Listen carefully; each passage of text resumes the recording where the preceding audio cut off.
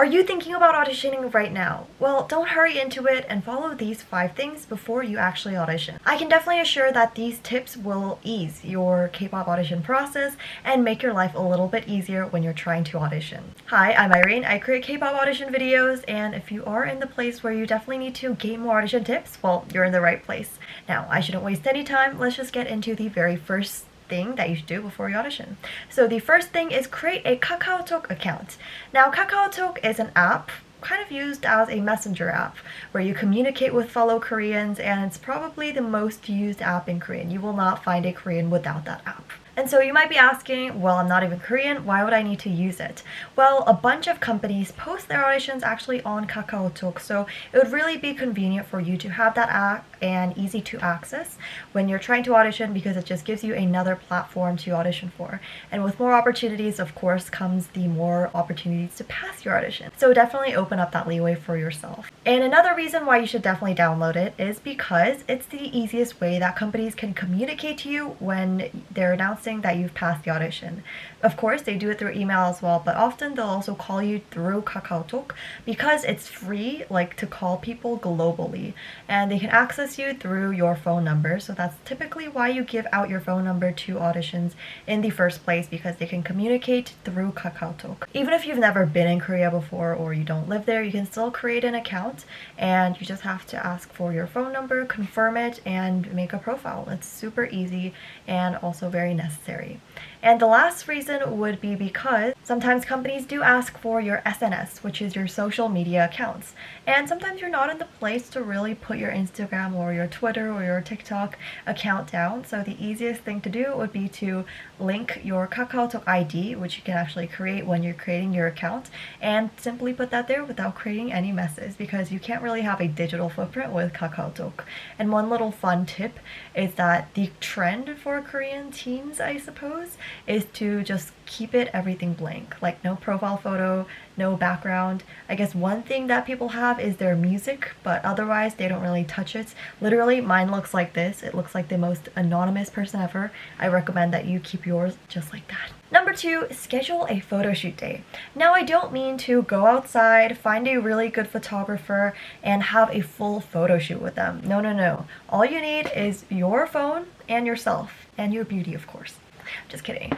If you have that, bring it. But you'll definitely need a photo shoot day so that you can cover all of the photos that you need. Pick a day where you just feel really gorgeous, confident, amazing about yourself, and bring your phone and take all of the photos necessary for an audition. It's great to batch film this because you don't want to be taking photos for every single audition and make them different, right? So have photos handy so that you can almost audition whenever you want to. Now, I do have this video about how to take photos for your audition, so if you are interested in doing this photo shoot day, then definitely go watch that video, as it talks about all of the photos that you need, how to film them, and all of the necessary rules. And the reason why I recommend doing it in one day, like a photo shoot day, is because it's just better to coordinate your outfit and the way you look for all of the photos. So even if you're doing a body photo and then only your face, your side, you probably want those to look the same. It's just a little bit better and less confusing for the judges as well. Now, number 3 is to learn about yourself. And I know this sounds super vague, so I divided this into 3 categories that I call the 3 C's. Whoa, it's like school all over again. So the 3 C's are concept, category, and confidence. So firstly, let's start with concept. What kind of concept suits you the best? What do you think you should audition with so that you can take advantage of your, I guess, strengths and I guess lessen your weaknesses? Like, let's say you fit a cute concept more, then should you audition with a Blackpink song, for example? Probably not. So know what concept suits you the best and what brings out more stage presence onto the performance. Because ultimately, that's what you're trying to get at. What is easier for you to make more facial expressions, and what makes you, you. The next one, pretty obvious and self-explanatory, but it's the category. So what category suits you the best? Do you think you have strengths more so in singing, or do you think you're more comfortable comfortable with dancing, or rap, or modeling, or acting. All of that really has to do with your preferences. That's something I can't really choose for you. I guess sometimes people do send me videos where they're like, on my K-pop audition course that is, they're like, do you think I should sing for my audition or dance? And I guess when I'm given that direct comparison, I can choose for them. But really, what you prefer probably lies in your heart somewhere because you're more confident about a certain category. So you've also got to clarify that. And lastly is your confidence. So what makes you more confident? Does a certain song bring out that confident side of you? Or does a certain style of music bring more confidence? Like, let's say for dance, hip hop just makes you really excited about dancing and just brings a smile onto your face. Then that's probably the style of dancing that you've got to go for. Learn about what makes you feel more confident for your audition video because ultimately that is what makes you stand out. The fourth thing you've got to do is to research about K-pop auditions and the K-pop trainee life. So firstly, for K-pop auditions, there's a ton of things you should be researching, but I'll cover that more in the last thing to do before you audition. So talking about the K-pop trainee life. Do you think it matches your style well? Can you follow the schedule properly? And I did make a video on K-pop audition or K-pop trainee schedule, so if you think you want to follow that and kind of learn what it means to be a trainee, then go for it. Do you think that follows your lifestyle well? Do you think you're prepared for it? Have you tried that out yourself? All of that really goes into research as you're trying to figure out if it's right for you. And really, this goes for any job opportunity you see. And going back to the research about K-pop auditions section, I suppose that falls into, are you ready to audition yet? Do you think you need to polish your skills a bit before you actually audition, or are you ready to dive right in?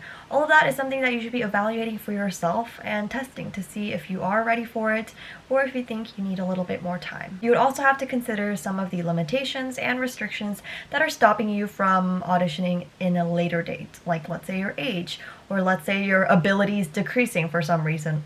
I guess your health decreasing, I don't know, something like that. But the last thing to do is to create a plan for yourself.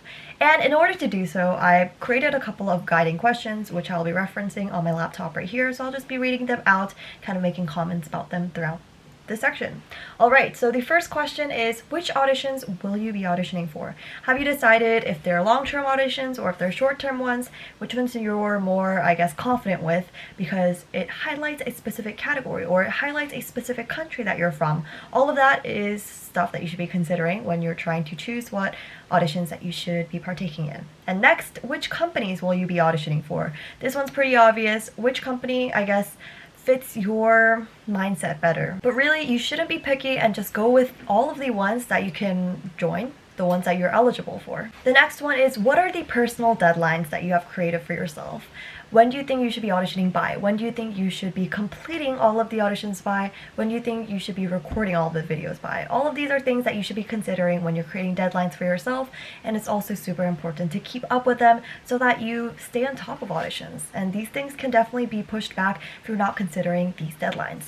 The next question is, how will you improve throughout the timeline that you have created? How will you know that you're improving throughout time instead of just practicing new songs and not really getting anywhere with your talents? Next, what is your ultimate goal after auditioning? Which company do you wish to, I guess, pass? Or what is just your general goal? Just becoming an idol? Or is it more specific than that? That's something that you should be answering yourself.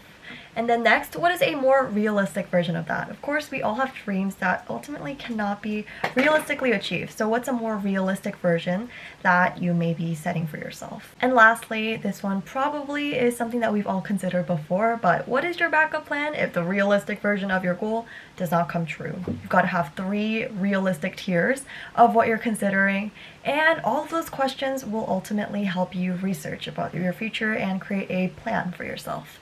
So I hope you follow all 5 steps of these because ultimately they are helping you before you audition.